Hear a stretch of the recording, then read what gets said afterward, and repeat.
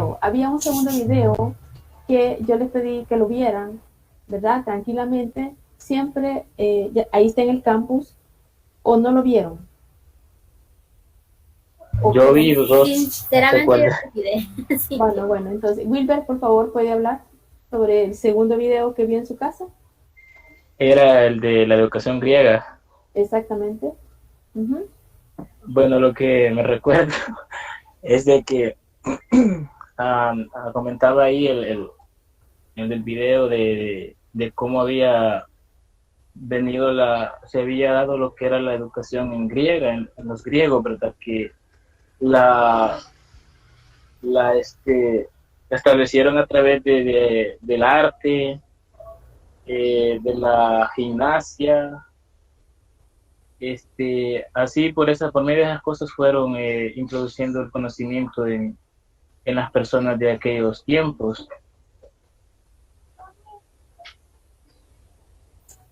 ¿Qué más?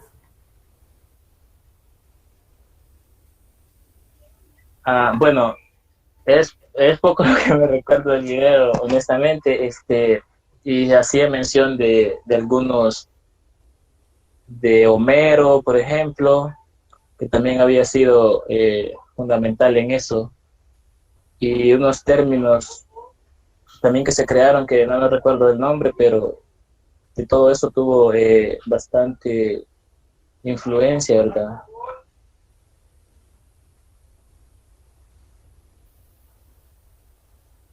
Gracias. Wilber. Anthony Josué. ¿Lo vio? Anthony. Sí, aquí estoy. ¿Lo vio el video? Sí, Muy bien. ¿Puede comentar? bueno, en el video hablaba sobre las facetas de lo que es la educación en el tiempo antiguo de Grecia. Nos hablaba realmente que se enfocaban en la parte de lo que es el fortalecimiento físico, en donde tenían gladiadores y así, y básicamente se basaban en el estudio del cuerpo. Y ahí más adelante nos van hablando que la educación avanza ya no tanto a un nivel corporal, sino a un nivel intelectual, en donde es que surgieron muchos filósofos famosos que ahora ocupamos en nuestros estudios, perdón. Muchos historiadores también surgieron en esa época donde ya se enfocaba más que todo en la educación intelectual. Y desde ahora es que ha ido reformándose más lo que es la educación, aunque hablaba también de otras secciones, solo que ya no las recuerdo mucho. Gracias, Anthony. Kevin Ronaldo. Aquí está Diana. Diana Michelle y luego Kevin Ronaldo. Diana. Hola, buenos días. Buenos días. Hacer una énfasis, ¿verdad?, en lo que está hablando mi compañero Wilber acerca de Homero, ya que en la Grecia arcaica, si no me equivoco, lo que recuerdo es que hablaban de que Homero en realidad lo que hizo fue como una recopilación de la literatura antigua, se podría decir. Entonces, en base a eso, él las dejó escritas porque la, la literatura que se había como trascendido antes siempre era o sea, no tenía un machote exacto, una literatura exacta. Entonces viene Homero y se le conoce como héroe, caballero, guerrero, etcétera. Entonces lo que hace es fundamentar exactamente lo que es la literatura. Solo eso sería. Muchas gracias. Kevin.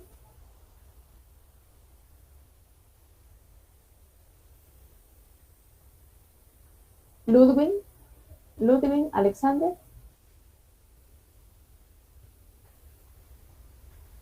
Manuel Alejandro Campo. María Inés Barahona. María Inés. Sí, presente. ¿Lo vio? ¿Lo vio el video? Sí, ¿Puede comentar? sí, permítame un momentito. Ok.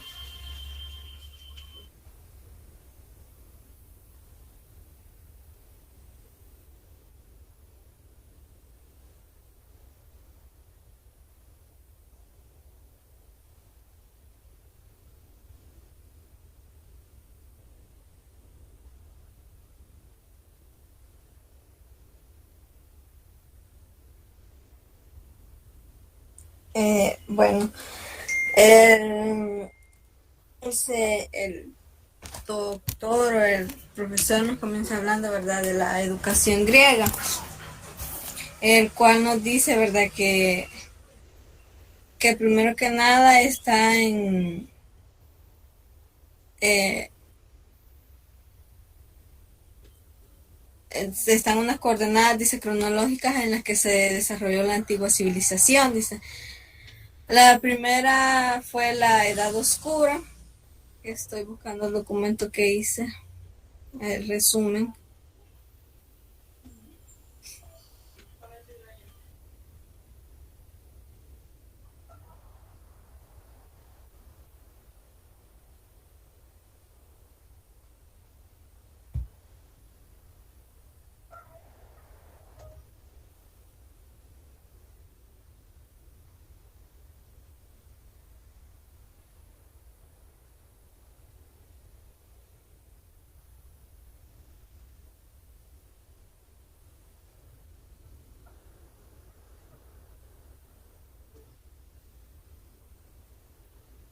¿Ya lo encontró? Sí, ahorita ya está. Nos dice, ¿verdad?, que la Edad Oscura, la llamada Edad Oscura, transcurrió entre el colapso del mundo micénico en 1200 a.C. y en Grecia arcaica, cuyo comienzo data del en el siglo VIII. Esta etapa nos dice que la etapa oscura hace honor a su nombre, que es decir, que tuvo escasez de fuentes y silencio arqueológico frente a la riqueza cultural anterior al colapso. Pero también nos habla de la etapa arqueotectónica en el siglo VIII, que la cual nos dice que es una etapa antigua, que se formó una nueva sociedad con una aristocracia, un noble con carácter guerrero, que se convertía cada vez más en el héroe. O sea, él se estaba haciendo el héroe frente al pueblo o las masas de la sociedad. A lo que llamamos rendimiento. A la cabeza de esta clase privilegiada estaba el rey, como el líder más conocido como Basileus. Así la sociedad dice que cuya educación se convirtió como la cultura. Finalmente formó el legado casi exclusivo de esta incipiente aristocracia. La aristocracia ciertamente se liberó del trabajo duro o material, nos decía también el video. También mencionó la Grecia arcaica, la cual nos dice de Homero y la educación de rasgos aristocráticos. Dice que Homero era un hombre inspirador de la paideia arcaica. También Arete, parece que decía, que era ideal educativo, y Tebne, algo así decía, que la formación física y guerrera. La inspiración del griego, siempre su inspiración de las personas griegas fue que querían ser héroes, guerreros, caballeros. La educación griega en el periodo arcaico está relacionada con un historiador y su visión del mundo. Se trataba de Homero, ¿verdad?, cuyo legado, a pesar de que a veces actuó como un poeta, que mayormente, yo al principio, cuando empecé a ver el video, Homero, sinceramente yo lo conocía más como un poeta, pero hasta ahora me doy cuenta que también fue un inspirador para los griegos, que fue Homero fue la verdadera inspiración para el término paedia. El concepto presenta las mayores aspiraciones de Grecia en materia de educación. Lo que hizo Homero fue recoger las tradiciones culturales, literarias y educativas de los siglos anteriores y ponerlas por escrito.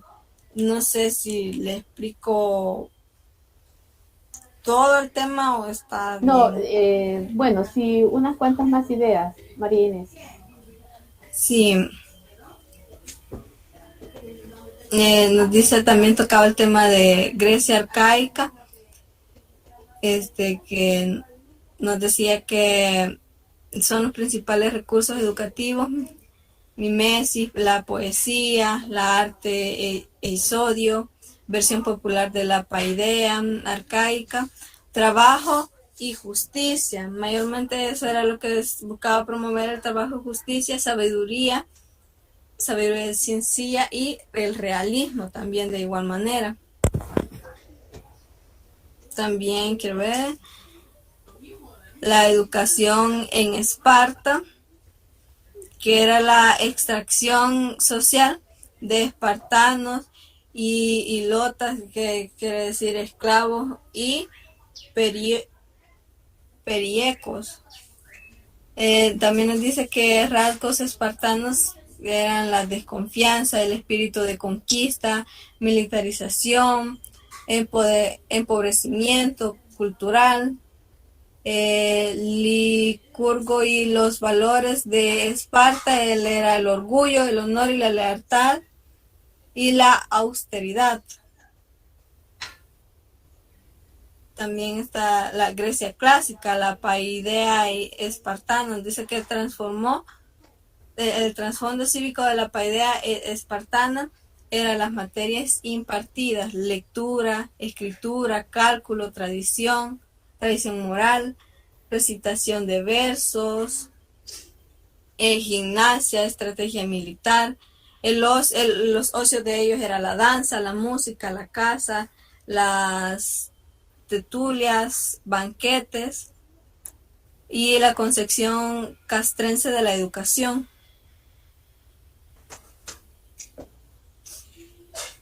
Y también esto que me parece bastante interesante de las etapas educativas es de la crianza, de que decía de que se quedaban con su mamá, o por ejemplo, de 0 a 7 años, decía que estaba en la crianza con su mamá, pero la paideia de la infancia era de 7 a 18, que yo creo que las etapas educativas estas comenzaban en el trope o crianza junto a la madre, que eso es de los 0 a 7 años, ¿verdad? Desde su nacimiento hasta los 7 años. La siguiente fase, entre los 7 a los 18 años, era la infancia, ¿verdad? Y la llamaban genéricamente paideia, que antecedía a la adolescencia, que abarcaba la edad comprendida entre los 18 y los 20 años. Ya de los 20 años a los 30 años, el espartano afrontaba su etapa de juventud y la curva final de su vida, la madurez, comenzaba a los 30 años, a lo largo de la cual el ciudadano adquiría plena posición de derechos civiles y políticos. Pero a mí lo que me parece interesante es que decía, de los 0 a 7 años pasaba con su madre, ¿verdad? Pero de ahí nos decía de que después se lo llevaba su papá, o también la mamá lo podía llevar, pero también el niño ya iba aprendiendo sus hábitos de qué debería ir haciendo para más adelante. Muchas gracias, María Inés. Solamente eso sería. Muchas gracias. Mario Samuel Acevedo. Mario Samuel.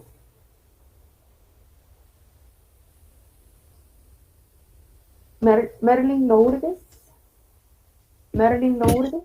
Buenos días.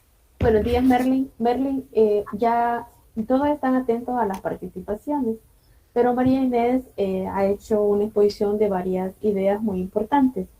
En ese caso, María, ¿podríase usted agregar otras ideas que no han sido mencionadas, por favor, de ese video?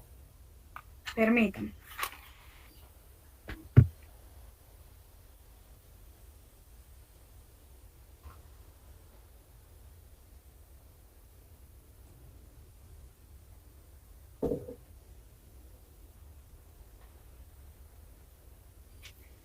Pues el video nos habla, como anteriormente dicen mis compañeros, de la educación griega.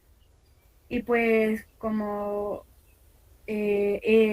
un gran historiador fue Homero, el cual definía dos términos, el cual era el arete Este definía la idea educativa.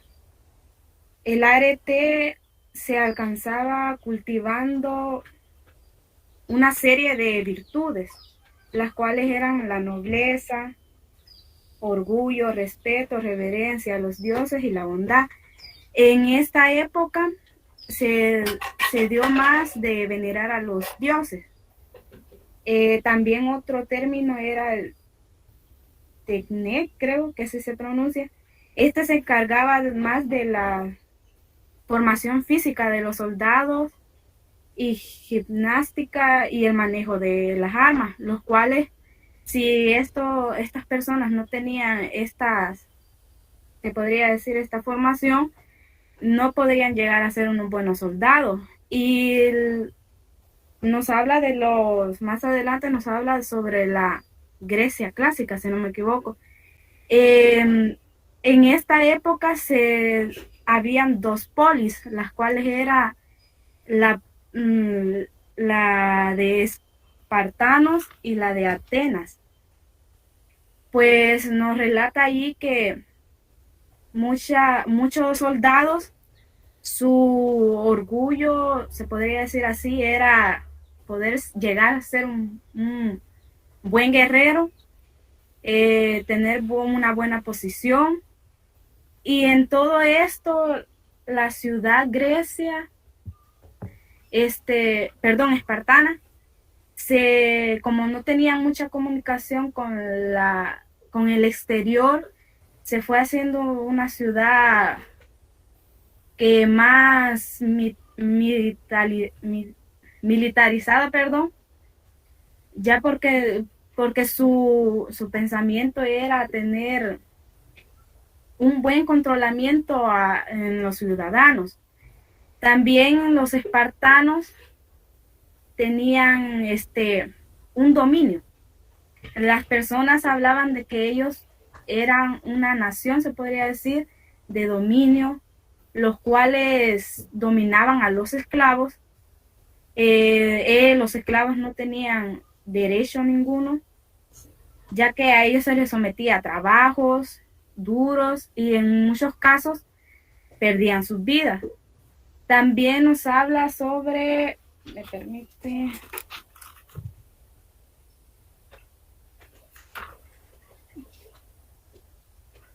permítame.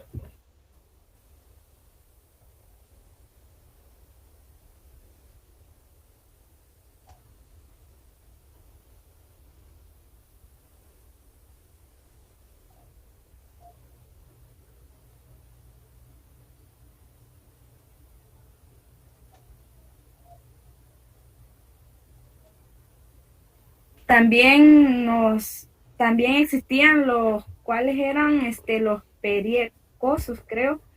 Estos eran pequeños propietarios que trabajaban en la cultivación y pues solamente. Muchas gracias. Bueno, voy a hacer una acotación de las aportaciones.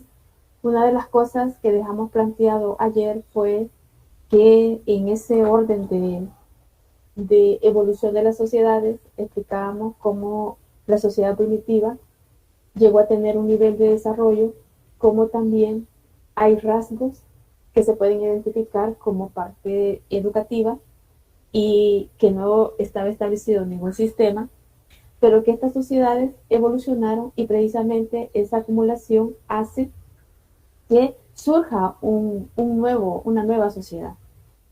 Y precisamente decíamos de que existieron muchas civilizaciones que tuvieron ese desarrollo.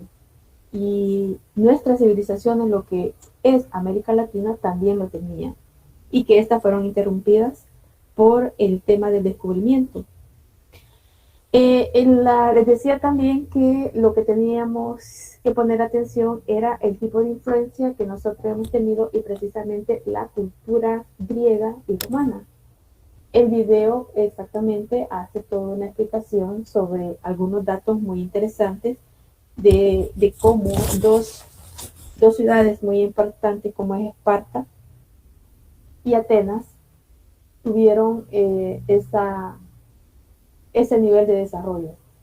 Además de eso, pues, no todos eran beneficiados por ese desarrollo. Eso es importante. Lo último que plantea la compañera, de que no era, digamos, para todos. Los esclavos pues no tenían ningún derecho, pero que sin embargo después eso generó una diferenciación muy importante en cuanto los beneficios o las formas de educación. Por supuesto que habla ahí que se va constituyendo un tipo de escuela, pero la pregunta es, ¿quiénes empezaron a pensar precisamente esas ideas?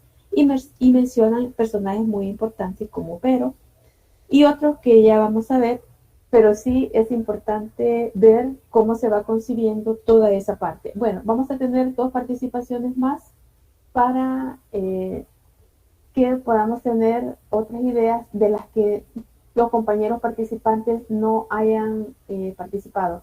Nabil Eduardo. Nabil.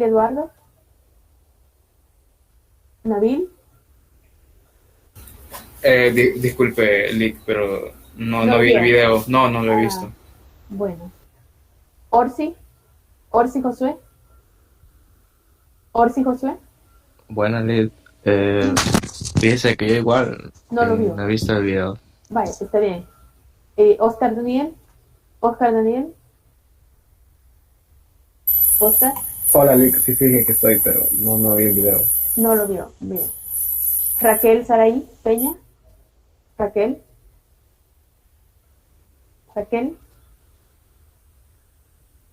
Bueno, no está. Ricardo Enrique Pérez. Ricardo, Aquí estoy, Lick. ¿lo vio? Te voy a ser sincero, medio.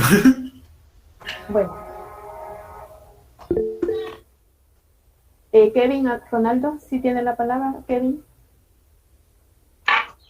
Sí, ¿me pueden escuchar? Sí, le escuchamos. Yo lo que vi es que mostraba como una diferencia entre Grecia y no, Grecia no, bueno, no, pero los primeros, ¿se me puede ayudar cuál era el nombre de los primeros? Que ya me olvidó. De los que se centraban más que todo en enriquecer la mente y el espíritu. Los filósofos, son los sofistas. Ahí aparece una categoría que se denomina los sofistas. Sí. Son 2 civilizaciones diferentes. O sea, Atenas y Esparta. Ajá. Entonces se veían que Atenas se centraba más en el área espiritual y la mente de las personas para enriquecer sabiduría, pero ya más adelante se diferencia bastante Esparta, en que se centraba más en poder que podían ejercer para controlar a su propia civilización y poder dominar a las externas. Entonces la parte en la que se centraba más para conseguir eso fue un proceso que se conoce así como eugenesia, me parece que se llama, que es direccionar el proceso en el que nacen nuevas generaciones para obtener como una mejor raza o algo así sería. Entonces, en lo que hacían de que separaban ya que enviaban a los que el Consejo de Ancianos consideraban no aptos para ser guerreros, a un nombre, no me acuerdo cómo lo llamó, pero sería que los exiliaban o algo así. Esa es la otra parte que podríamos separar de lo que los demás compañeros han explicado. Muy bien, gracias. William Alexander. William. Hola, buenos días. Buenos días. ¿Lo vio, Okay. William? Sí, lo vi un momento también, sinceramente. Y bueno, aportando un poco en cuanto a la explicación de lo ya que han brindado los compañeros, simplemente me quedé con lo que los espartanos realmente hacían. Y uno de sus, digamos, de sus normas que tenían era seleccionar a cada naciente de su descendencia. Lo evaluaban para ver si no tenía ningún daño o algo que les afectara a ellos a futuro, digamos, alguien que no les proveyera lo que ellos buscaban de su descendencia. Entonces, bueno, eso mayormente. Muchas gracias, William. Bueno, creo que es importante identificar esos aportes, esos lenguajes y precisamente cómo nos ubica contextualmente este desarrollo de esas civilizaciones. Bueno, lástima que no todos vieron el video, pero sí los invitaría para que lo puedan revisar y que también eso ayude, perdón, a poder tener una visión mucho más grande de cuál es el abordaje que estamos haciendo. O sea, esto no quiere ser, o más bien no se debe de ver como una cuestión muy desarticulada y que nada tiene que ver con nosotros, ¿cómo no? Tiene que ver porque precisamente son los sistemas educativos, cómo se van estableciendo, quienes tenían derecho a la educación, tal como se iba manifestando. Bueno, vamos a tener una última participación de Clelia Guadalupe. Yo solo le quería hacer una consulta, ahí decía que en una palabra donde decía paidear, decía que contiene la concepción de la pedagogía, y también hablaba que Homero era como de la parte poética, pero también de la heroica, pero también era destacada por una que se asomaba como a los rasgos de esa, que era la obra y la Ilíada. Sí. Muchas gracias, Clelia. La verdad es que yo no sé si ustedes en el bachillerato leyeron la Ilíada, una obra justo de esta época, muy interesante, que es todo un relato, toda una narrativa de cómo hay una historia que tiene que ver con ese desarrollo y de unos personajes muy importantes. También digamos que ahí identificamos algunas etapas educativas cómo eran clasificadas, y alguien mencionaba que de 0 a 7 años había una permanencia de los hijos y los hijos sobre todo en el grupo familiar, pero luego pasaban a ser en lo que podemos denominar el Estado, y el Estado le daba toda esa preparación que necesitaba precisamente para poder tener rasgos y ser como una persona dispuesta a estar velando por el bienestar de ese Estado.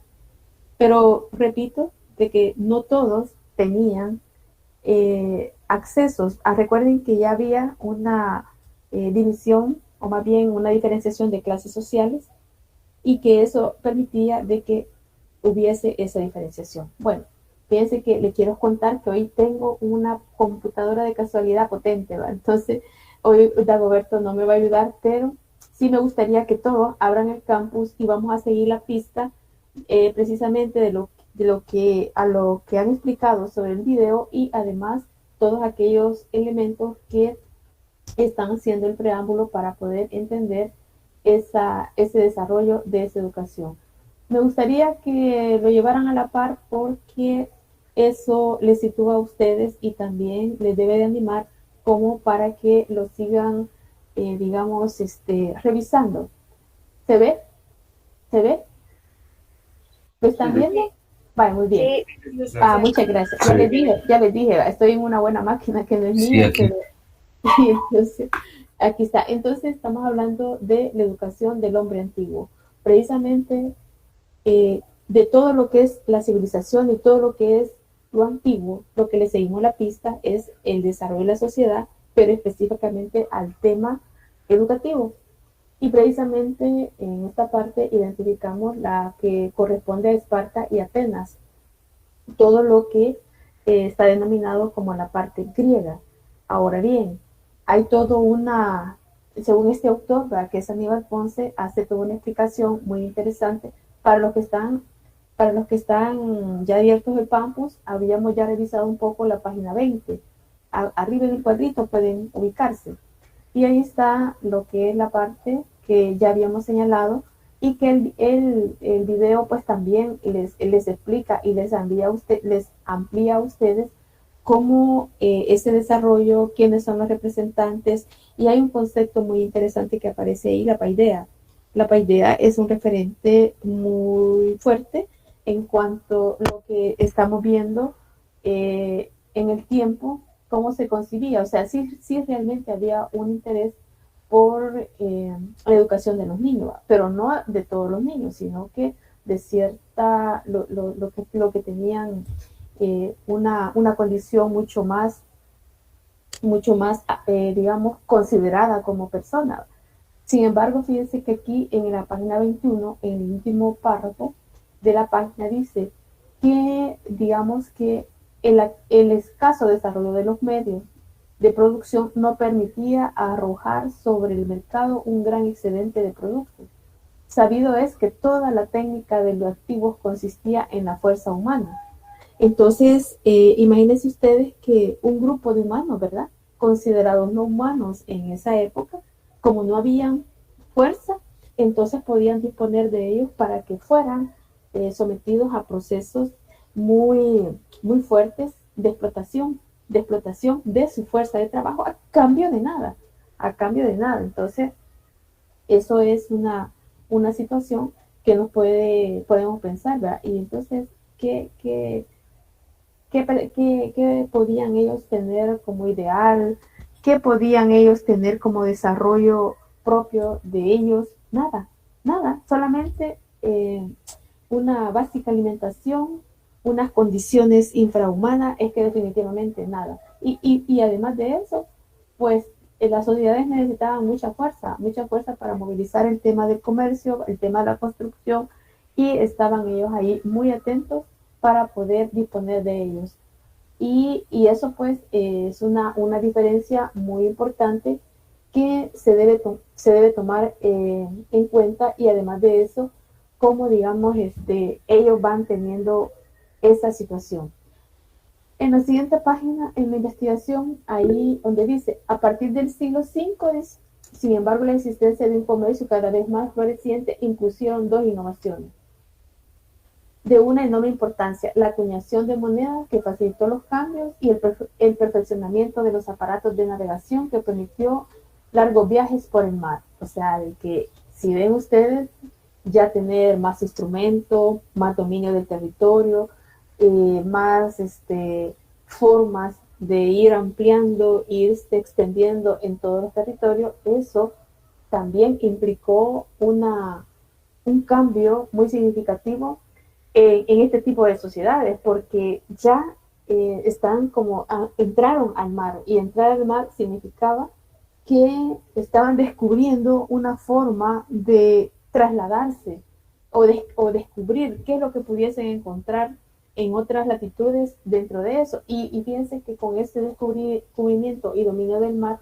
con las embarcaciones es que llegaron a descubrir otros territorios, como es el caso latinoamericano, que ya con uso de eso pues pudieron llegar a otros territorios. Otra de las, y también el intercambio, la moneda, la acuñación de moneda. Eso del tema de intercambio de productos, el uso de moneda, también es un fuerte indicio, ¿verdad?, de que tiene que ver con la parte de la acumulación. La acumulación en el sentido de que podían tener una base económica a través de la moneda. Entonces, el tema de moneda, cuando nosotros nos preguntamos actualmente el uso de las monedas, la moneda como un medio por el cual tiene un valor, y que por medio de ese valor nosotros podemos adquirir bienes. Fíjense, y nosotros ahora tenemos ese valor. Y algo muy curioso, también todas las sociedades han tenido esa necesidad. Eso no quiere decir que nuestros pueblos originarios también tuvieron esa necesidad y establecieron sus propias monedas, ¿verdad? Una moneda muy fuerte fue el cacao. El cacao fue un medio de intercambio, y el cacao no es un metal. Más sin embargo, de estas sociedades que estamos haciendo, empezaron a hacer o llegaron a utilizar los metales para poder producir ese valor. Bueno, entonces cuando ya somos Estado libre, se instituye una moneda. Yo no sé si ustedes quizás no son de la generación de esas monedas, pero teníamos otro tipo de moneda que se denominaba el colón. El colón. ¿Y por qué se le denominó Colón? Colón porque fuimos descubiertos por Colón, ¿ya? Y que ese valor de esa moneda se emite en papel, un papel especial y moneda. Pero resulta que esa moneda perdió valor, mucho valor. Y al perder ese valor, esa moneda, se impuso otra nueva moneda, que es el dólar, el que manejamos y utilizamos. Esa es la moneda que precisamente estamos utilizando, y que esa moneda nos permite a nosotros poder hacer este tipo de intercambio. Entonces, un poco eso en cuanto al nivel de desarrollo, pero que también eso tiene un fuerte impacto aún, ¿verdad? Sin embargo, pues nos damos cuenta de que, porque en nuestro caso, y eso es un paréntesis, el tema del dólar. El dólar, bueno, nuestro colón, que fue sacado de circulación y impuesto a otro tipo de moneda, tiene un valor establecido de 10 colones en 8.75 de valor, ¿verdad? Y esos eran 10 colones, pero entonces nosotros manejamos la denominación de un dólar. Entonces, un dólar traducido en colón son 8.75. Y bueno, luego la diversidad de monedas que circulan. Pero eso yo creo que nos debe servir a nosotros como para pensar en esos elementos, como en el tiempo, fíjense, venimos como transmitiendo, como incrementando, cómo podemos tener dominio sobre los demás, ¿verdad? Bueno, otra de las categorías que aquí plantea este autor es que es la parte de la nobleza. La nobleza como una categoría muy alta dentro de lo que es la clasificación de las clases sociales. Y también habla de otros, ya están los esclavos, pero también habla de otro que son el colono, lo colono, ¿verdad? Entonces, ese sería como una categoría. Yo no sé si todavía en algunos lugares o en el lenguaje nuestro también utilizamos eso de colonos, ¿verdad? Colonos como personas que no tienen nada, pero que pueden utilizar ciertos territorios que son en calidad de préstamo. Como ven ustedes, estamos identificando la nobleza, los colonos y los esclavos. Por supuesto que acá los esclavos no eran ya únicamente los miembros de una tribu extranjera, sino que digamos que eran como objeto de intercambio y de explotación, ¿verdad? Y que a partir de eso también se generó una riqueza, disponer de ellos. Por supuesto que eso después desaparece. En la siguiente página, en la 23, también encontramos respecto a la educación que necesitaba ese hombre de Esparta y Atenas, que es precisamente lo que ustedes, los que vieron el video, pueden ustedes tener un poco más claro que esos territorios pues tenían un nivel de desarrollo, tenían, digamos, dentro de esa estructura un sistema educativo, y que ese sistema educativo estaba representado por una parte de la nobleza, pero una nobleza donde encontramos, por ejemplo, este personaje de Homero, Platón, Aristóteles, que son como los representantes más importantes, y su legado también ha tenido todavía un gran impacto en la sociedad. Otra categoría que encontramos era sobre los siervos, solo que los siervos es ya posterior, mucho después, cuando ya la parte de la sociedad esclavista se termina y emerge una nueva que es la Edad Media. Es otra, ¿verdad? Pero que esa en su momento la vamos a ir explicando sobre eso. Otra de las cosas en eso era, por ejemplo, cuál era el ideal educativo. El ideal educativo estaba sobre la parte, digamos, las exigencias del estímulo de las virtudes guerreras. Claro, como era ¿qué era la aspiración de en ese momento, dominar. ¿Y a través de qué dominaban? Pues dominaban a través de las guerras, ¿verdad? Por lo tanto, que para la guerra necesitaban preparar a esos guerreros y cuáles pudiesen ser las características de esos guerreros y el interés del Estado en acaparar a los niños de 8 años en adelante que ya no permanecían sobre lo de la familia, sino que ya pasaban a la parte del Estado.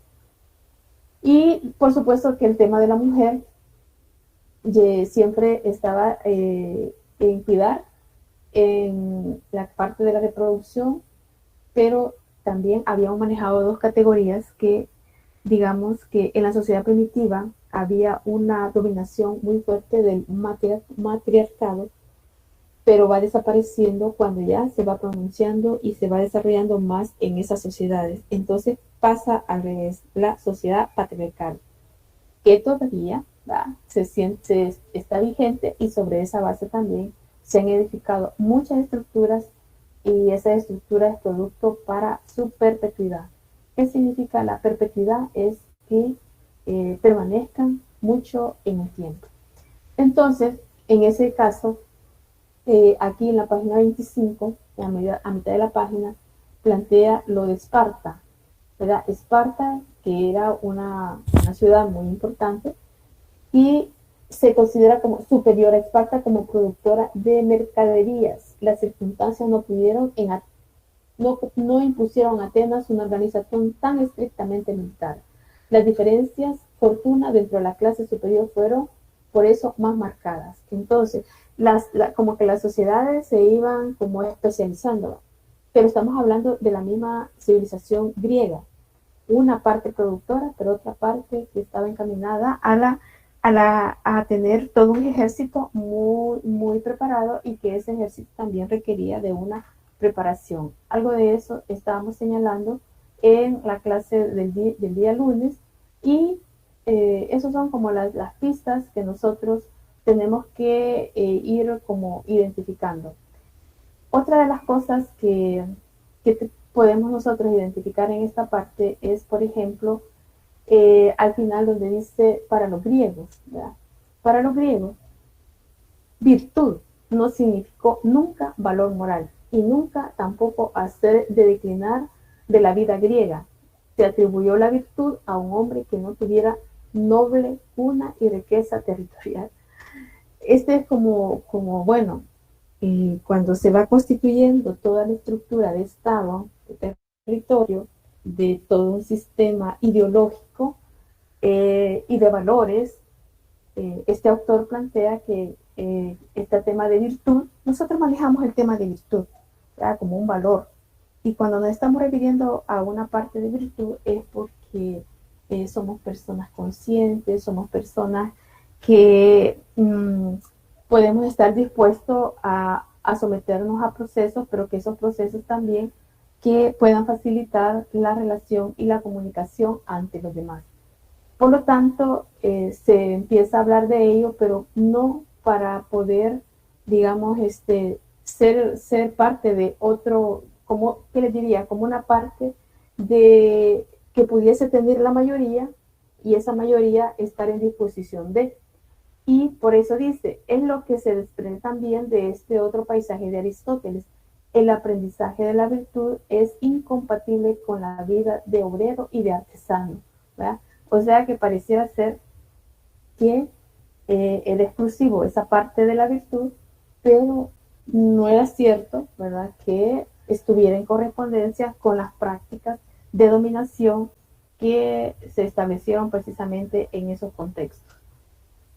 Eso pues es una situación que definitivamente nos lleva a nosotros a pensar cómo es que las partes de las estructuras que se van, digamos, planteando y se van definiendo en esa parte de la educación.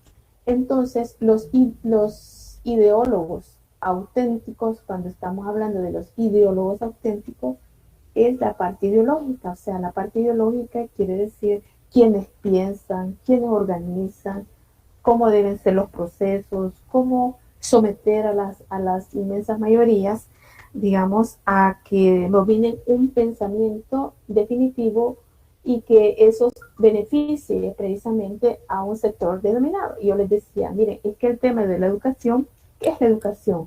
Cuando veíamos el concepto, la educación, algunos autores dicen, educación es un instrumento ideológico, a través del cual se utiliza para poder transmitir, para poder formar y para poder tener un control, ¿verdad?, sobre las mayorías de las poblaciones.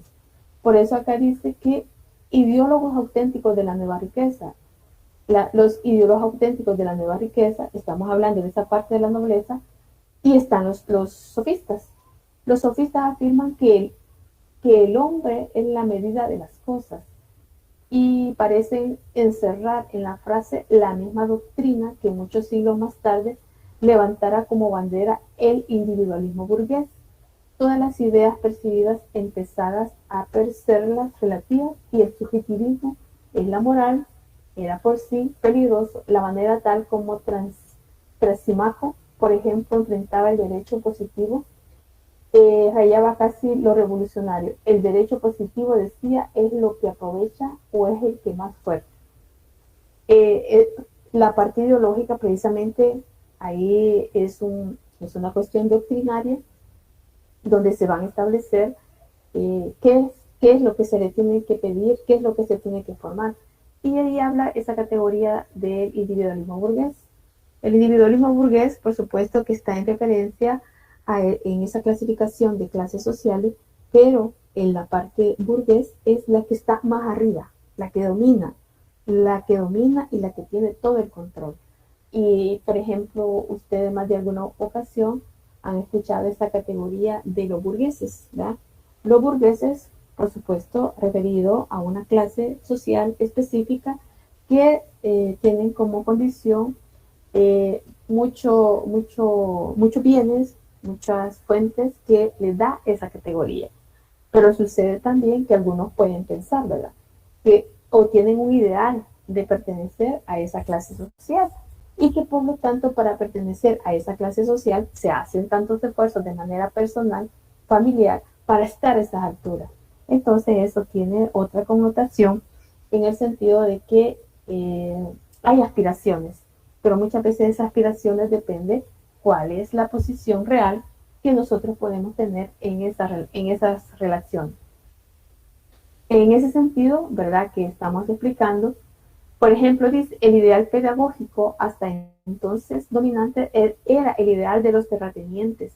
Habían concebido e impuesto el nuevo ideal. Era el de los comerciantes y de los industriales, excluido hasta ahora del gimnasio. Los sofistas lo recogieron sagazmente y lanzaron el mercado a su trabajo intelectual. Esto es muy interesante, porque la verdad es que el tema de que los que se dedicaron a pensar, a diseñar, y esa parte de la doctrina y doctrina filosófica, o sea, todo el componente ideológico que tenía que estar contenido en eso, ¿va? Y ese componente ideológico precisamente es la estructura de lo que se quiere tener, ¿verdad?, para poder tener más herramientas, más medios para poder tener esa dominación. Y precisamente esa categoría del trabajo intelectual, o sea, los sofistas, ¿verdad?, por eso dice, los sofistas lo recogieron sagazmente y lanzaron al mercado su trabajo intelectual. Significa entonces que ellos pasan a ser una parte importante en esa estructura. ¿Y por qué pasan a ser una parte importante en esa estructura? Bueno, alguien tenía que sentarse, pensar, imaginar. Y cuando ustedes hablan de Homero, el video habla de Homero, y yo les decía a ustedes, miren, y ustedes leyeron la Ilíada o la Odisea. Precisamente la Ilíada y la Odisea son historias. Pero estas historias, no crean ustedes que el libro surgió así como lo conocemos, no. Estos eran inicialmente como representaciones orales, y que esas orientaciones orales se transmitían y se transmitían. Por supuesto que se van a empezar a escribir cuando se descubre, por favor, que se descubre el papel, la tinta para poder escribir. Y los que leyeron la Ilíada de Homero, ¿qué es lo que cuenta? Pues cuentan unas historias. Y muy interesante, ¿verdad? Pero debe llevarnos a nosotros a pensar de que, ¿para qué fue eso? ¿Para qué fue eso? Fue precisamente para transmitir ese pensamiento. Y este trabajo intelectual, por ejemplo, el mercado de su trabajo intelectual, es una cosa bastante interesante. Porque, ¿qué pasa? Nosotros ahorita estamos en un acto de preparación intelectual. Fíjense, estamos en un acto de preparación intelectual. ¿Y por qué? Porque también hay una preparación, porque después usted tiene que buscar empleo, tiene un proyecto de vida, y que ese proyecto de vida tiene un costo financiero. Y a eso también elegantemente le decimos venta de fuerza de trabajo, ¿verdad? Venta de fuerza de trabajo. Pero hay diversas formas de venta venta de fuerza de trabajo. Artesanal, industrial, obrero. Bueno, hay una clasificación inmensa. Pero el intelectual, ¿dónde se trabaja? Se trabaja en las academias, se trabaja en la escuela, se trabaja en la universidad, o se trabaja en todos aquellos procesos de carácter formal. Esa parte del trabajo intelectual. Y eso, pues, también es interesante porque no ha desaparecido. Y aquí estamos trabajando precisamente esa parte a la cual nos sometemos a esa preparación. Y en esta cita dice, atacando de frente a la tradición dominante, los sofistas se propusieron no solo a dar a los atenienses los conocimientos que la vida práctica requiere, sino además secularizar la conducta e independizarla de la religión. Por supuesto que una de las formas educativas que se van a ir manifestando en eso es esa, ¿verdad? La parte religiosa, pero también la parte psicológica. Aquí no dice que inicialmente es un proceso que inicia con el surgimiento de la psicología, no es así, pero sí hay una importancia del estudio de la conducta, ¿verdad? O sea, cómo a través de la conducta podemos llevar procesos de modificación y qué procesos se pueden tener para controlar eso, ¿verdad? Y por eso ahí, cómo debían ser los guerreros, cómo debían ser los noblezas, cómo tenían que ser los hijos de la nobleza y lo demás. Significa entonces pues que se hace una separación de eso, pero este dato es también importante, ¿verdad? Cómo estos empiezan a estudiar el tema de la conducta y también separar eso del tema de la religión. Eso pues es interesante porque si podemos ver hoy en día, también ahora eso está, digamos, separado. Y siempre esa parte de los sofistas y que es la élite intelectual, acá digamos que hay una cosa muy importante de lo que está planteando vamos a ver, Sócrates. Sócrates, vamos aquí. Sócrates, está Platón y dice, los contemporáneos, sin embargo, colocaron a Sócrates entre los sofistas. ¿Y quién era Sócrates? Pues Sócrates tenía una potente formación filosófica de muy fuerte y que sobre él posteriormente se iban a desarrollar otros. Por eso dice de que este Sócrates es como que tuviéramos como referente un gran intelectual. Ese referente intelectual a lo mejor estudiaba mucho, tenía mucha creatividad en su pensamiento, etc. Por eso dice, los contemporáneos, sin embargo, colocaron a Sócrates entre los sofistas y no se engañaban del todo. Su enseñanza llevaba como la de aquellos, un fuerte carácter antitradicional y debía inspirar, como inspiró una firme reacción conservadora. Entonces, además de eso, pues, de ser muy crítico de esa sociedad y el tipo de pensamiento, pues también inspiraba que pudiese emancipar un tipo de cambios, pero un tipo de cambio más de carácter de formación de la conducta de las personas. Por eso dice, para Platón, el aristócrata, la capacidad de pensar, la capacidad de entrever las ideas eternas, dependía de un sexto sentido que una minoría muy exigua, la más selecta entre los nobles. Únicamente poesía. Para Sócrates, el artesano, la capacidad de pensar estaba en todos y bastaba simplemente dialogar, destrezas para enseñar a los hombres a extraer conclusiones por sí mismos, vigorosa afirmación del pensamiento reflexivo frente al dogma imitable de los anteriores. Entonces, cuando aquí, digamos, se hace una diferencia de que Sócrates fue muy adelantado en el sentido de que la nobleza estaba más inspirada en la naturaleza, en lo sobrenatural, en la belleza, en las guerras. Entonces, digamos que los artesanos, que era otra clase, él decía que podía tener un tipo de preparación más reflexiva, más de transformación del pensamiento. Y eso sí fue muy importante porque precisamente en adelante van a haber otros seguidores de Sócrates que van a llegar. Fíjense que este Sócrates tiene un método que se llama la mayéutica. La mayéutica como una metodología, cómo podemos aprender de otros, cómo también podemos llevar procesos reflexivos y que además de eso hay una colaboración de aprendizaje colaborativo. Le podemos decir así con esos nombres, pero realmente su metodología muy adelantada en ese tiempo, pues era como muy innovadora y que precisamente va a ser seguida con sus seguidores.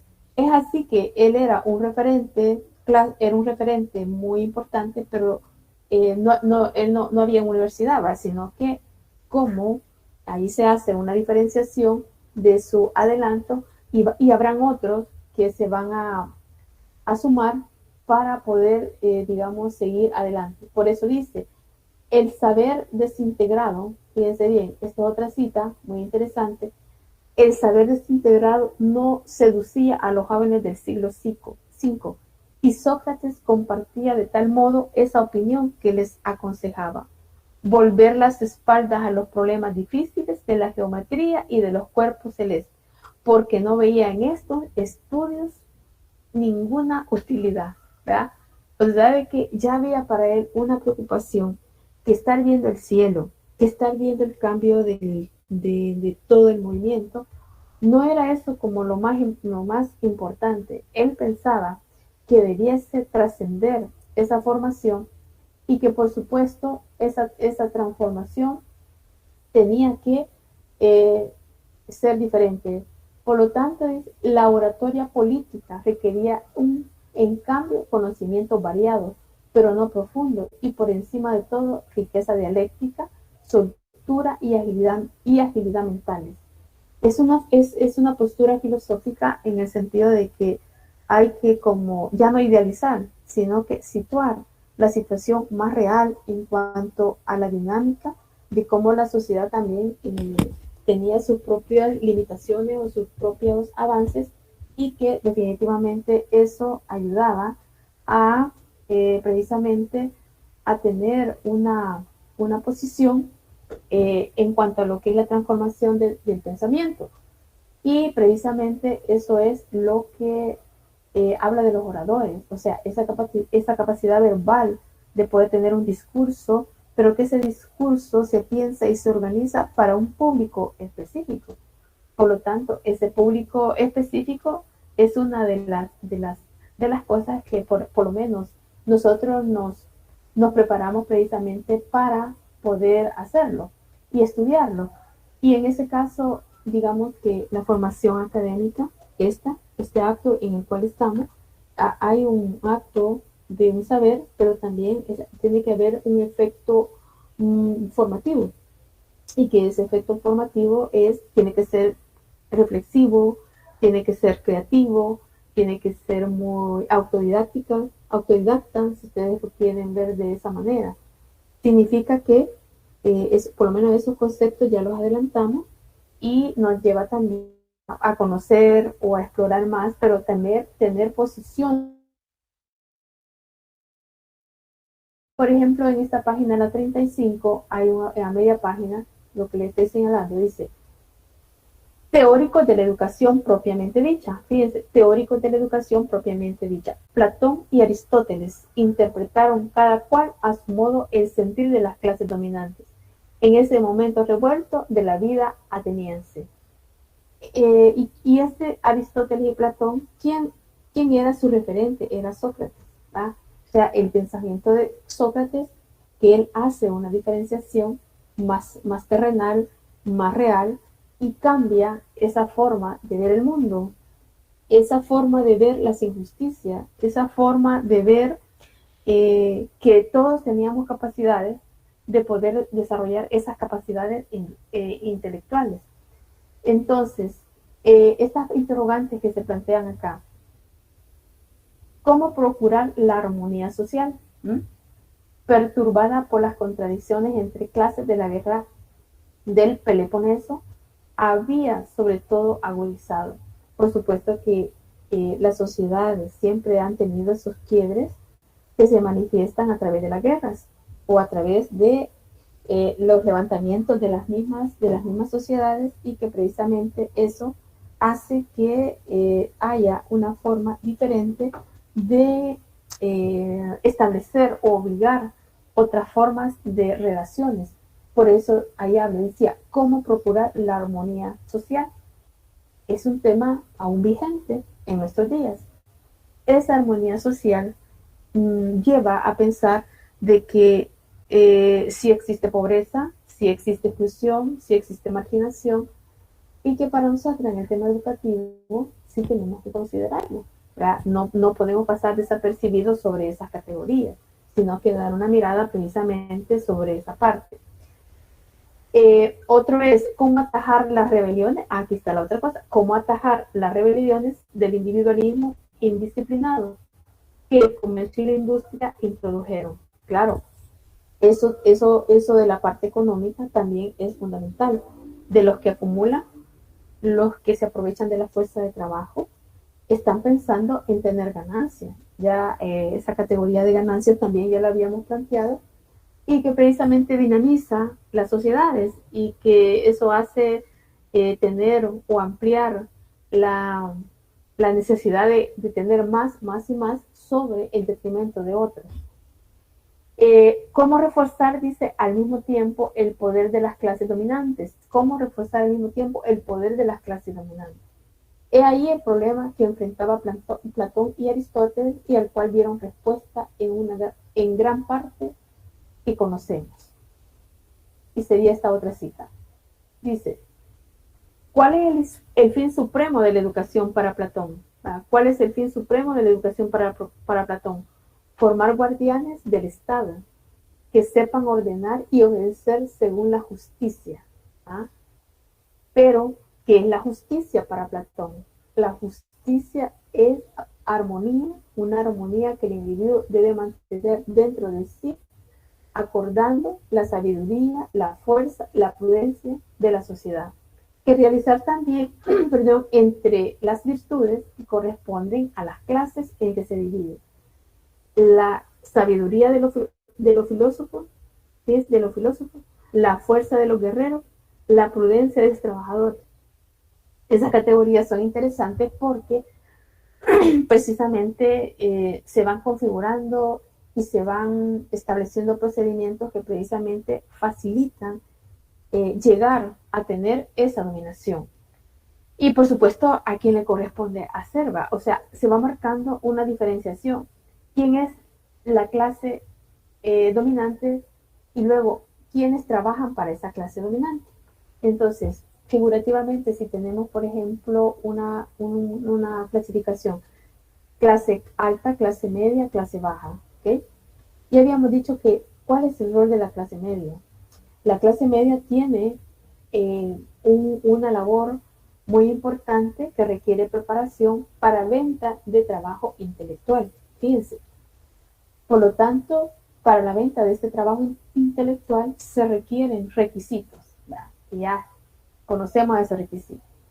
Pero en la clase baja no necesariamente te preparan para eso. La clase baja debe de saber cómo sobrevivir en la vida y la cantidad de problemas que se va a generar a partir de esa injusticia y también esa forma de relación que se va a establecer. Por ejemplo, en la educación, en la clase, en la unidad anterior, hicimos un ejercicio sobre los problemas educativos y creo que alguien habló sobre el problema del analfabetismo, ¿verdad? ¿Y qué es el analfabetismo? Todas aquellas personas que no tuvieron oportunidad de llegar a un proceso educativo sistemático y que por lo tanto no pueden leer, no pueden escribir. Podemos decir eso. Pero esa persona, aunque no sepa leer y escribir, la vida le ha enseñado a sobrevivir. No lo sabe leer, no lo sabe escribir, pero sí lo sabe interpretar, ¿verdad? Interpretar el tema económico, interpretar su condición en la cual está, pero la misma vida le lleva a enseñar eso. Y, por supuesto, el país tiene datos, cifras, cuánto es el porcentaje de analfabetismo. Pero traigo a mención este problema porque pensemos de que, ¿por qué son analfabetas? Son analfabetas porque su condición de vida no les permitió llegar a la siguiente categoría, a clase media. Hay una movilidad de la clase baja a la clase media, pero ¿qué le permite esa movilidad? Le permite esa movilidad la preparación académica, ¿verdad? Y que se llega a especializar para vender su fuerza de trabajo. Y que por supuesto ahí está la denominación de salario, cuánto es que vale esa parte de su preparación. Entonces, si ven ustedes, esta parte del equilibrio que está planteando Platón está en esa correspondencia de cómo también nosotros tenemos esa parte. Y dice, que cada clase cumpla con su virtud, que cada clase, que es otra cita, que cada clase, pues, con la virtud que le es privativa, que los filósofos piensen, que los guerreros luchen y que los obreros trabajen para los filósofos y los guerreros. Y, o sea, esa nominación que por lo menos define esto, sigue vigente. Pero como ven ustedes, hubo alguien que inspiró ese tipo de pensamiento y por eso el pensamiento de Sócrates es un legado muy importante y que de alguna manera eso es lo que hace la diferencia en esto. Por eso dice acá, tenía razón Aristóteles, como lo tenía Platón, una sociedad asentada en el trabajo del esclavo no podía asegurar la cultura para todos, ¿verdad? O sea, de que la otra clase que estaba en condiciones muy deprimentes, que es la parte de los esclavos, que componían una clase específica y que eran utilizados y que eran fuente económica para otros, pues eso era muy, muy, muy fuerte en ese tiempo. Por eso hace esta afirmación en el sentido de que dice, los filósofos por eso debían conducir la sociedad, los guerreros protegerla y los esclavos mantener a los filósofos y a los guerreros. Imagínense qué triste, ¿verdad?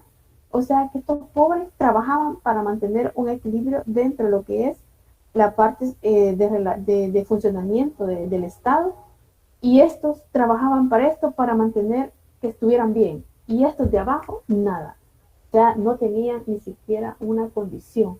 Y se marca pues una diferenciación muy fuerte en cuanto a esto último que dice, la separación de la fuerza física y de la fuerza mental imponían en el mundo antiguo estas dos enormidades. Para trabajar había que gemir en las miserias de la esclavitud, para estudiar había que recluirse en el egoísmo de la soledad. Entonces, esto último del egoísmo dice, para estudiar, que recluirse en el egoísmo de la soledad. O sea, de que, por supuesto, que están en una categoría, tenían un espacio, tenían todas las atenciones de vida. Por ejemplo, si estamos aquí en este momento y que en este momento estamos aquí sentados, ustedes están ahí y yo estoy acá, pero nos han destinado un espacio precisamente. Bueno, hay tanta bulla, ¿verdad? Que ahí no tenemos bulla, pero que interfiere precisamente para pensar, para dialogar, para intercambiar. ¿Ve? Entonces yo lo que les quiero decir, como la necesidad de tener un espacio para ese tipo de formación también tiene un impacto, porque precisamente por eso surgen las denominaciones de escuelas, universidades, para diferenciar esa preparación que requiere esa parte. Entonces, esa es una cosa muy importante que se debe tocar precisamente en esa parte de lo que era la parte de la cultura griega. O sea, la parte de la cultura griega tiene ese sistema, ese ideal, y además de eso, si ese ideal, esa estructura, veamos cuál es el impacto que puede tener la otra que nos interesa, la educación del hombre antiguo, lo que es la parte de Roma. Perdón, que esta es otra civilización que tiene un gran impacto y que también tiene un legado muy importante en diferentes ámbitos, pero lo que andamos nosotros buscando es el tema educativo. Entonces dice que esta parte de la comunidad primitiva con los reyes elegibles. Roma pasó también, como todos los pueblos conocidos, a la sociedad de las clases, fundada en la esclavitud. ¿Verdad? Este es otro dato que para los esclavos, esa categoría, esa clase social de esclavos, sigue apareciendo en esta otra civilización, ¿verdad? O sea, de que el tema esclavo es una cosa bastante, no, está en la mayoría de civilizaciones, ¿verdad? Muy fuerte. Yo les decía, ¿verdad? Que fue una de las sociedades más que duró muchísimo tiempo. Entonces dice, grandes propietarios o patricios monopolizaron el poder a expensa de los pequeños propietarios, los plebeyos, que aunque libres estaban excluidos del gobierno. Las reivindicaciones necesarias en los últimos dieron el año de 287, la igualdad política. Patricios y plebeyos fusionados en una nobleza asumieron desde entonces la dirección política. Las rivalidades comerciales con los pueblos vecinos llevaron a Roma sin cesar a nuevas guerras, y así como Grecia ascendió triunfalmente después de la guerra con los persas, así Roma se enriqueció con la derrota de Cartago y se inundó de esclavos y de oro. Entonces aquí vemos también un tipo de sociedad dividida en clases sociales, ¿verdad? La necesidad de acumular riqueza, y el otro elemento que encontramos aquí es el tema de la guerra, ¿verdad? Entonces acá también una cosa importante, y es una cita de este autor, dice, en los primeros tiempos de la República. Entonces acá esta categoría de República también es importante, porque estamos hablando, imagínense ustedes, del año 287, yo les decía que había dos referentes antes y después. Cuando los años antes iba de forma descendente, pero después de Cristo pasan a ser ascendente. Por eso en este momento estamos en el siglo XXI. Y por supuesto, ¿verdad? Acá dice de que la historia, dice la república, entonces eso de la república, este concepto de la república, nosotros tenemos ese concepto aplicado, república. Pero ¿qué quiere decir república? República quiere decir estado, un territorio, entre comillas, libre. Y que esa categoría de república la adquirimos, por lo menos en nuestro contexto, precisamente cuando se independizó de la colonia española, ¿verdad? Perdón, del Estado español. Pasa a ser república, y actualmente es república. Pero el concepto de nosotros para república quiere decir que es un estado libre, que tiene su propia normativa, que tiene autonomía, que tiene una población, que tiene una cultura, que tiene una identidad, etc. Entonces, ese concepto de república se marca precisamente como uno de los legados que esta civilización aporta. Por eso dice,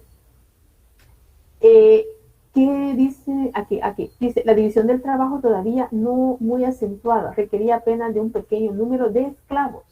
El propietario compartía con sus servidores los afanes de la agricultura, la colaboración en el trabajo, disminuía las distancias hasta la especie de familiaridad, atenuaba la jerarquía. ¿Ya? Entonces, quiere decir que inician con un proceso de desarrollo, pero precisamente ya como un estado, y precisamente eso es lo que les va a caracterizar sobre eso. Pero una de las cosas es que toda esa dominación también está acompañada de guerras y también acumulación de esclavos. Por eso dice, la posesión de la tierra aseguraba también los mejores puestos del ejército, los costosos caballos y las armas pesaban, eran privativos de los poderosos. Hasta el siglo II, las legiones lo componían no los soldados profesionales, sino los de propietarios y grandes pequeños, que abandonaban por un tiempo sus latifundios a sus parcelas para regresar después, por lo común, con lo más tierra y con más esclavos. O sea, de que, de hecho, las características que vamos a encontrar en este tipo de sociedad, van viendo ustedes cuáles son como lo que les va caracterizando precisamente en eso. Por eso dice que la agricultura, la guerra y la política formaban el programa que un romano noble debía realizar. Hay como una forma idealizada en tanto que cómo puede acumular, cómo se puede identificar, y precisamente esa forma de cómo se va relacionando. ¿Sí? ¿Está ahí? Okay. Muy bien. Como todo eso es una de las cosas que va a ir caracterizando ese tipo de sociedades que se va haciendo. Por lo tanto, como hay ya digamos la diferenciación de clase, por supuesto que se traslada precisamente en este tipo de sociedad, pero fíjense que ya va teniendo otra forma distinta porque hay otra parte, otro concepto muy interesante que todavía existe. Dice, cerca de la puerta del Senado, algunos pequeños bancos estaban destinados a jóvenes. De allí se familiarizaban con oyentes en las mismas tareas en que pronto serían los gestores. ¿Qué quiero llamar la atención con esto? Este concepto de Senado. Ese concepto de Senado es como más bien en el poder político, vamos a hablar así del poder político, de las categorías que van estableciendo para ejercer un tipo de administración sobre el Estado. Entonces el Senado es un grupo de personas que tienen decisión política, tienen poder. Y por ejemplo el Senado, ¿dónde escuchamos el Senado? Bueno, algunos países tienen esa parte del Senado, pero dentro de esa parte del poder legislativo, aquí no le llamamos Senado, le llamamos Asamblea. Pero sí, en otros países hablan del Senado y que ¿quiénes conforman el Senado? Bueno, hay una forma, digamos, de participación en cómo se va legislando, ¿bien? Estoy hablando de las leyes, que precisamente es eso lo que vemos nosotros que va surgiendo, pero que todavía tiene algún tipo de impacto sobre esa parte de cómo se va estructurando la sociedad. Otra de las cosas que precisamente es una cita de que por ejemplo dice, dentro del concepto que tenían los romanos, el orador era el hombre por excelencia. Entonces, quiere decir que este orador, una persona muy convincente, arma su discurso, este discurso tiene un fuerte impacto sobre las poblaciones. Y ya tiene una categoría. Una fórmula conocida, Catón lo definió como un hombre de bien, hábil en el arte de hablar. ¿Verdad? Y entonces ustedes pueden ponerse a pensar, aquí surgió una carrera bien espectacular que tiene un gran impacto en nuestras sociedades. ¿Cuál creen ustedes que sea? ¿Tienen idea de qué carrera requiere? Bueno, no es la de docencia, que maneje un discurso y que además de eso sea muy convincente. ¿Tienen idea quién es ese? ¿Cómo se le llama a esa preparación? Hola. Doctorado. Más o menos. ¿Otra? Como los políticos. Pero estos no tienen título. Uno que tenga título. Vamos a ver. ¿Sí? ¿Otro? Sí, algunos tienen título, pero otros no. Vamos a ver. Trabajadoras sociales. No, los trabajadores sociales no es. Sí, alguien habló. Psicólogos. Comunicaciones. No, tampoco. Miren, los de la jurisprudencia de ciencias sociales. Estoy dividiendo a los abogados. La abogacía. Todos quieren ser abogados. ¿Y por qué quieren ser abogados todos? Porque esa es la única manera de hacerse millonario o millonaria. Y tanto es así que está llenísimo el mercado de muchos abogados. Aquí precisamente nace como ese gran orador, ese orador por excelencia, ¿verdad? Y que además tiene un carácter convincente, precisamente en esa parte, es que ahí hablo el orador perfecto. Entonces, hacía referencia a eso porque aquí tiene su origen, precisamente eso.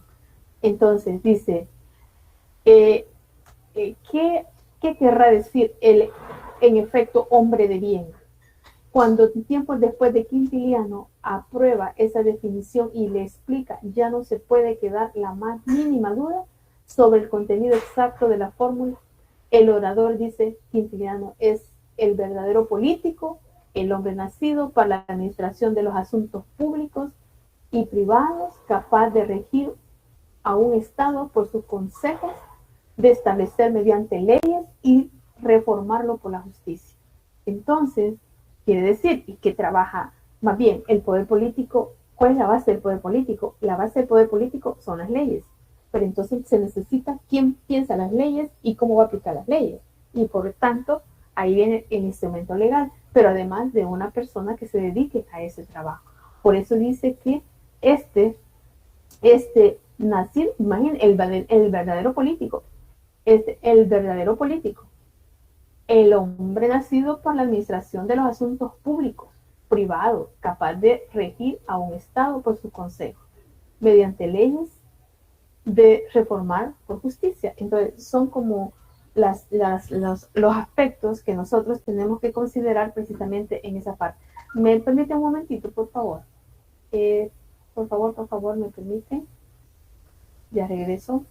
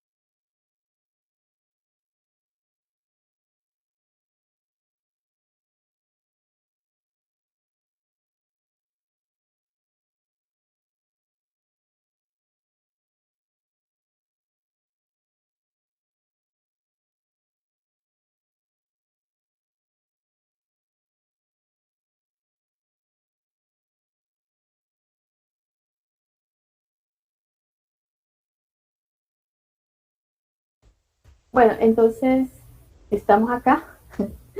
Es interesante, ¿verdad? Para que, no sé si alguna vez ustedes se han puesto a pensar cómo nace eso de las carreras.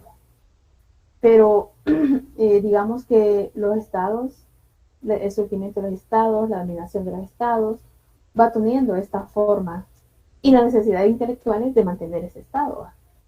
Y precisamente en esa diferenciación de clases sociales, en esa división del trabajo, en esa explicación de dominado, dominantes, dominados, los marginados, los excluidos, etcétera, significa entonces que nosotros tenemos una estructura actualmente que tiene su modelo de este enfoque, que estamos revisando rapidísimamente, porque lo que nos interesa es cómo identificar esos elementos de carácter educativo. En todo caso, fíjense que las exposiciones van a empezar con nombres específicos de sofistas, por ejemplo, lo que nos interesa a nosotros, Sócrates, Platón, Aristóteles, a partir de eso, pero ya en el marco global en los cuales aquí lo estamos abordando. Y precisamente pues debe ser un referente cuando nosotros nos preguntamos cómo es nuestra sociedad, cuál es la estructura que va tomando, cuáles fueron los modelos referentes, y ya verán, ¿verdad?, cómo estos modelos referentes tienen perpetuidad en el tiempo. Ahora bien, ahí habla de la justicia, dice, de formarlo por la justicia.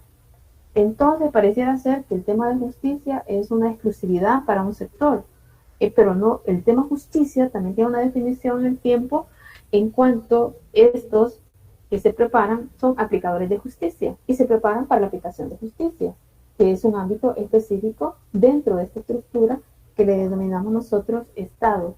Precisamente esa parte es lo que a nosotros debe llevarnos a pensar y a reflexionar más con profundidad cómo es que se requiere. Y otra cosa, fíjense, dice, estas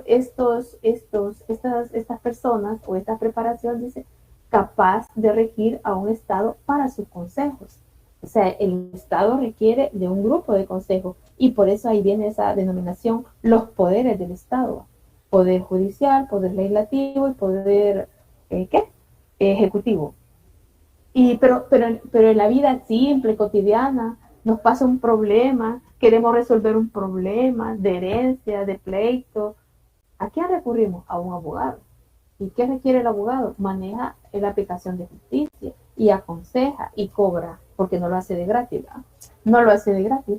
Cuando hoy les pregunté eso, ustedes mencionaban a los psicólogos, a los trabajadores sociales y todo lo demás. Pueden dar consejos, pero no cobran por los consejos, ¿verdad? Pero esto, si usted va a su despacho y le dice que le pase esto y lo otro, y bueno, al final le dice, ¿le debo? Sí, alguno le puede decir, sí, me debe tanto, o otro le puede decir que no, pero lo que usted requiere tiene un costo que vale tanto. Así es la historia de cómo realmente esta parte se va, digamos, teniendo esta parte. Aquí, otra de las cosas importantes sobre eso es, por ejemplo, esto que dice, esa era, en sus grandes líneas, la educación y el ideal del romano opulento en los viejos tiempos de la virtud republicana. O sea que esa virtud republicana es una forma de cómo se va a ir configurando los estados, cómo van a funcionar esos estados, y que definitivamente nos lleva a pensar a nosotros que definitivamente tenemos esas condiciones que tenemos que entenderlo. O sea, lo que tenemos traducido nosotros en ese momento, vean ustedes cómo eso se pasa. Y además de eso, viene la Semana Santa, y la Semana Santa nos vemos una cantidad de películas referidas a estas civilizaciones. Por ejemplo, los romanos. ¿Y en qué se diferenciaba? Se diferenciaba, y además de eso, por supuesto, todos los reyes que pasaron en esa parte. Por ejemplo, esto que dice, cada una de las gloriosas legiones de Roma era seguida por una bandada de mercaderes de esclavos o mancones que compraban a los soldados sus prisioneros, y esa forma rayando a los pueblos hasta los huesos. Roma aseguró a sus clases dirigentes al ocio con dignidad, de lo que hablaba Horacio, sin ninguna remuneración, sin ser interrumpido por el servicio militar ni por la guerra.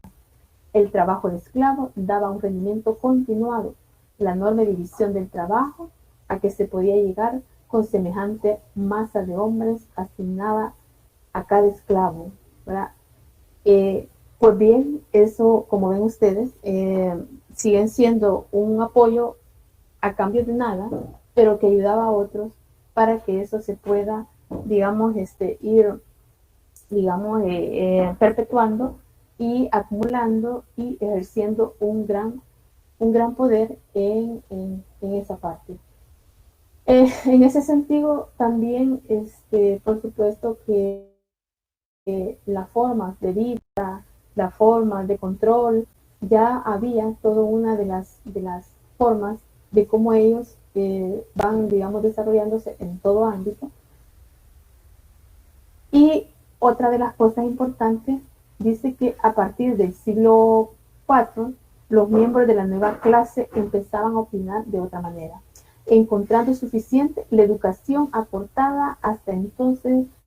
Los nobles comenzaban a exigir una nueva educación. Como los sofistas en Grecia, una turba de maestros apareció en Roma para la enseñanza primaria, los Ludwig-Magister, para la media los gramáticos y para la superior los rectores. Vean ustedes qué interesante, o sea, la misma evolución que ellos miraban el desarrollo de Grecia, porque también Grecia se caracterizó por ese avance en cuanto a todo el aporte de su clase de los sofistas, y bueno, pues ya vimos su mayor representante, pero aquí ven ustedes que ya hay una clasificación que nosotros tenemos como que una connotación que no ha cambiado. Dice, ¿cómo diferencian esos niveles educativos? La primaria, los Ludwig Magister, que es la educación media, los gramáticos, para la superior, y los rectores. ¿Verdad? Imagínense ustedes que ya hacen toda una diferenciación, pero para nosotros este concepto es como muy interesante. La enseñanza primaria, la enseñanza media y la enseñanza superior, que se denomina los rectores. Pero en la actualidad, y por ejemplo podemos ver nuestra universidad, tiene en su organización una parte de autoridad, de jerarquía. Los rectores. ¿Quiénes son los rectores? Bueno, nosotros tenemos 3 rectores. Un rector, un vicerrector administrativo y un vicerrector académico. Entonces, esta categoría de rectores como una alta jerarquía de administrar educación superior. ¿Verdad? Eso de administrar superior, administración superior. Por ejemplo, hoy en día pues se le denomina la parte de la universidad. Y que esa parte de la educación superior tenía una responsabilidad, pero un concepto que todavía tiene un gran impacto en nuestros días. Veamos aquí una cosa muy interesante donde lo definen. Por ejemplo, aquí dice, los que no podían pagar en su propio hogar un instructor, entrenador al servicio de los niños, se ponían de acuerdo para costear entre varios los gastos de una escuela. Aquí la necesidad de alguien que se dedicara a la formación y que esa formación también tenía una retribución económica para poderlo hacer.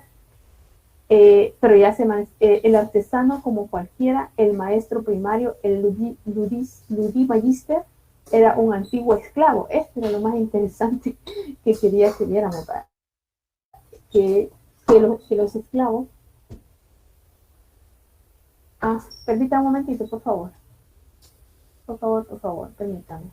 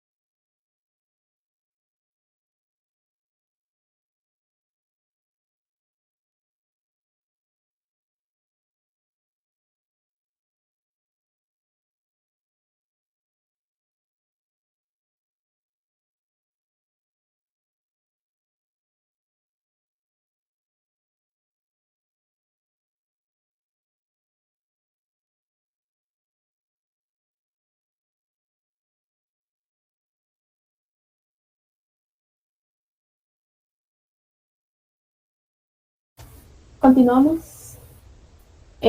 Bueno, estamos en esa identificación de esas categorías, pero estábamos de cómo el Ludi Magister era un antiguo esclavo, ¿verdad? Y entonces, y estamos viendo las condiciones de los esclavos, y bueno, pues dentro de ese escenario surge alguien que acompaña, que guía, y por supuesto ustedes pueden ponerse a pensar, ¿y este de dónde surge? ¿Tuvo una preparación previa? No, fueron las mismas necesidades. Y hay una cosa, por ejemplo, en la tradición o en las valoraciones que se puedan referir a la docencia, ¿va? Como que la docencia puede ser algo por si acaso, o acaso, o eso siquiera, ¿va? Un desprecio, pero también en el tiempo es una labor muy buena, muy que dignifica, y que nadie se hace millonario siendo docente, ¿va? O profesora. Y por supuesto, esto, ¿de dónde surge? Eso tiene su origen acá. Dice un viejo soldado o un pequeño propietario arruinado que alquilaba un estrecho local llamado Pergula. Abría allí su botica de instrucción. Entonces ya vean ustedes quiénes se dedicaron a esa labor de la educación básica. Y también como el espacio pensado donde se podía hacer esa actividad. Ese es otro dato muy interesante, como a partir de ahí se podía tener idea de cómo va surgiendo esa parte de dedicarse precisamente ahí dice a la instrucción, pero es a la parte de la educación. Y lo otro era la otra categoría que teníamos sobre lo que son los de educación media.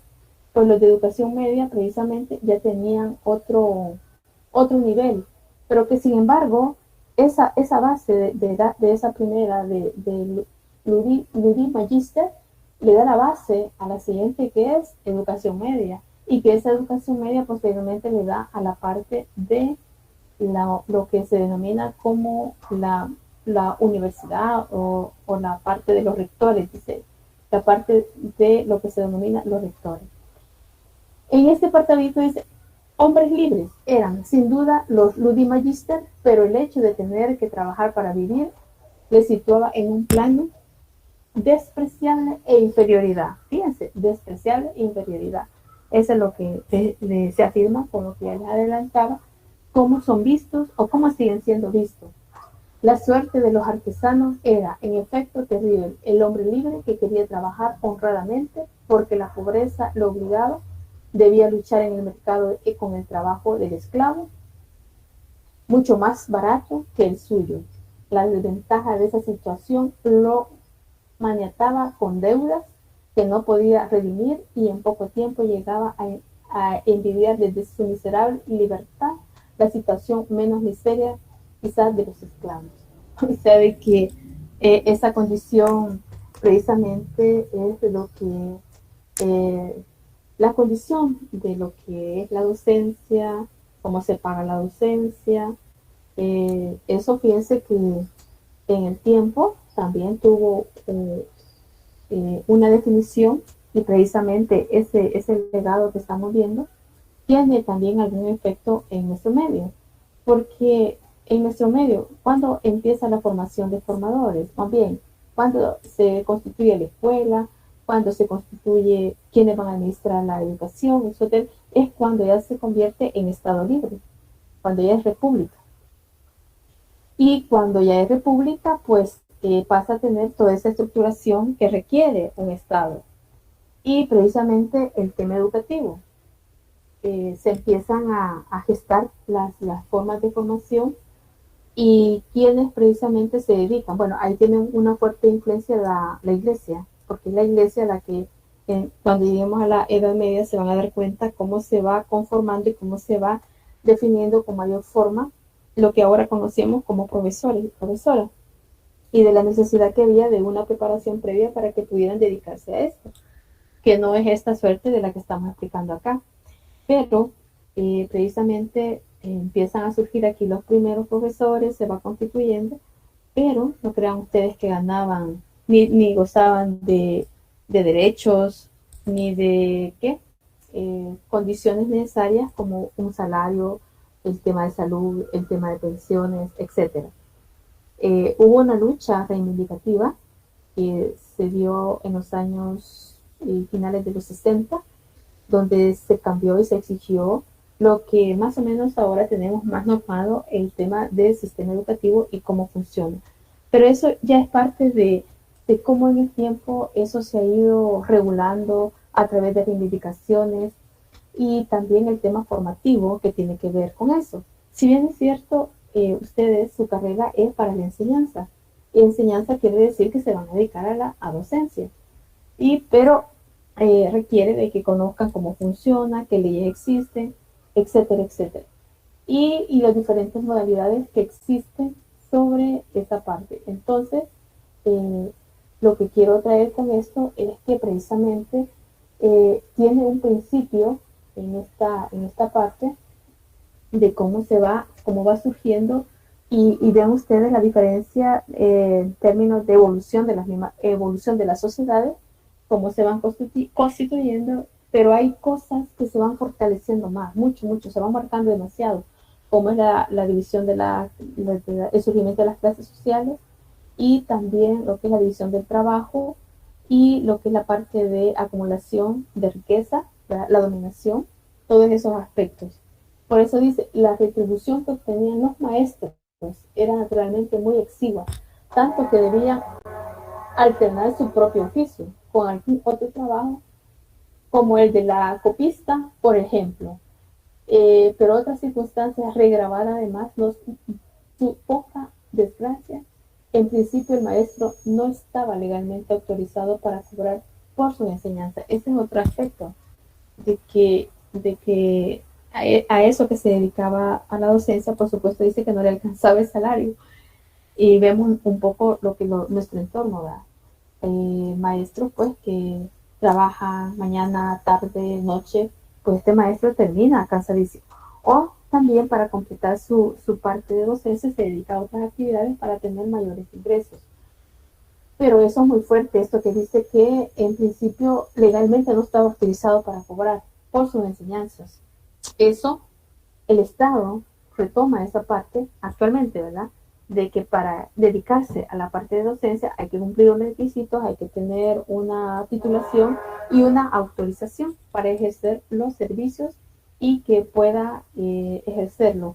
Esa es una de las cosas que todavía está muy fuerte en el sentido de que se establece todo un procedimiento para que esas personas puedan ejercer el tema de la docencia. Bien, ¿qué otro aspecto más importante? Por ejemplo, dice, el rector no olvida un solo detalle. Tenía algo de poeta y de actor, de abogado y de músico, de pertinente y de profesor de urbanidad.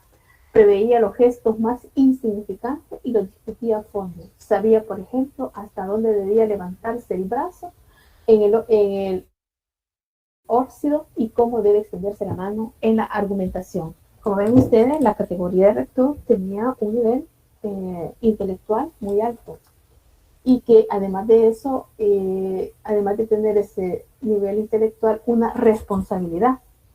Y por ejemplo ahí esa jerarquía de máxima autoridad en términos educativos.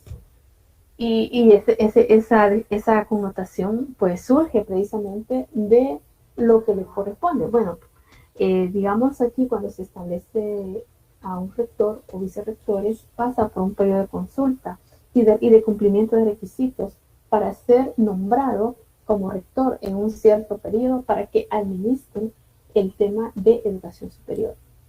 Y muy interesante, ¿verdad? ¿Cuál eran como lo que debiese tener este rector? Tenía algo de poeta y de actor, de abogado y de músico, de perímetro y de profesor de urbanidad.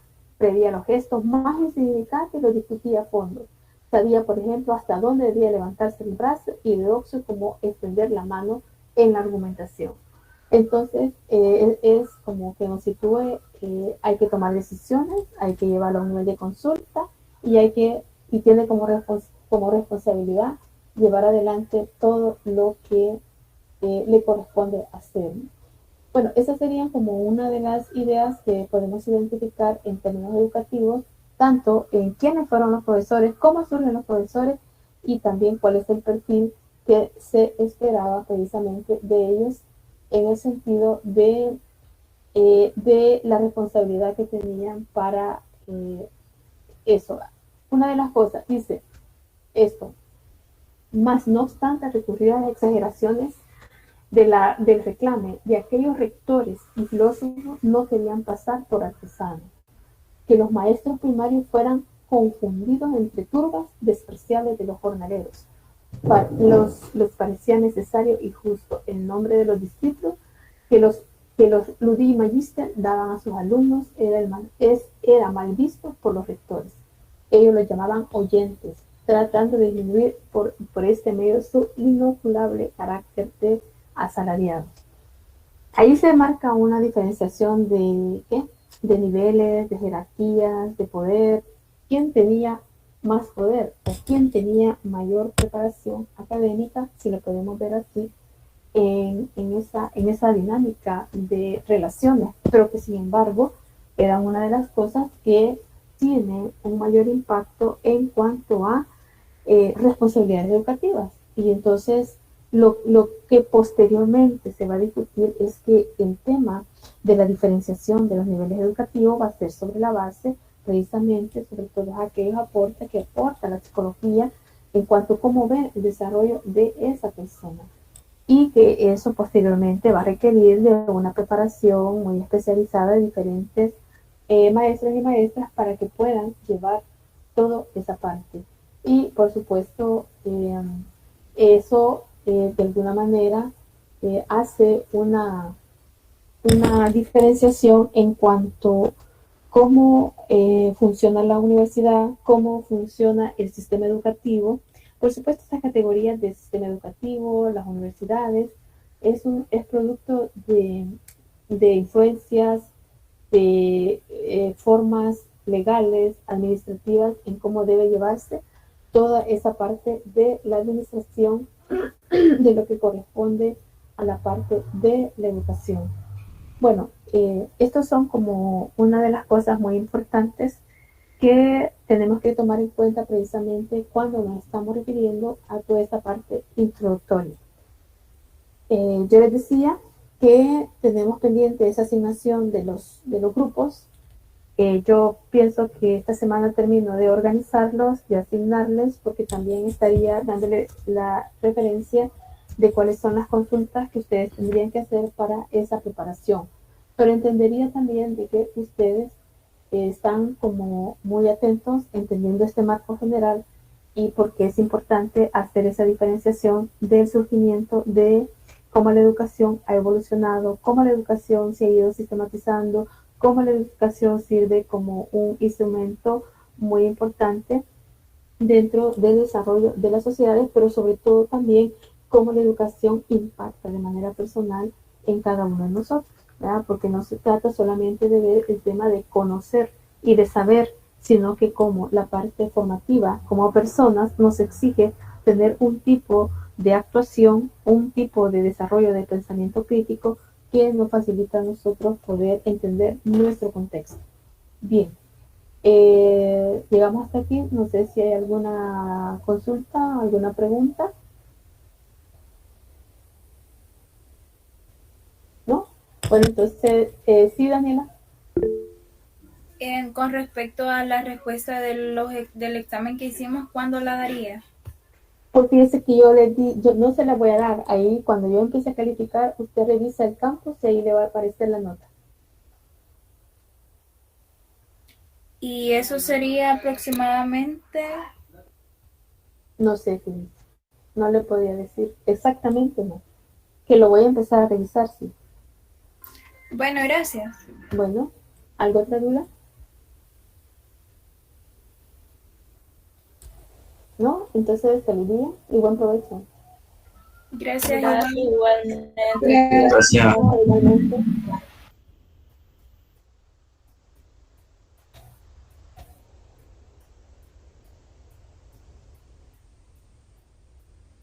Feliz tarde, Lick. Feliz tarde, Diego. Feliz Feliz tarde. tarde.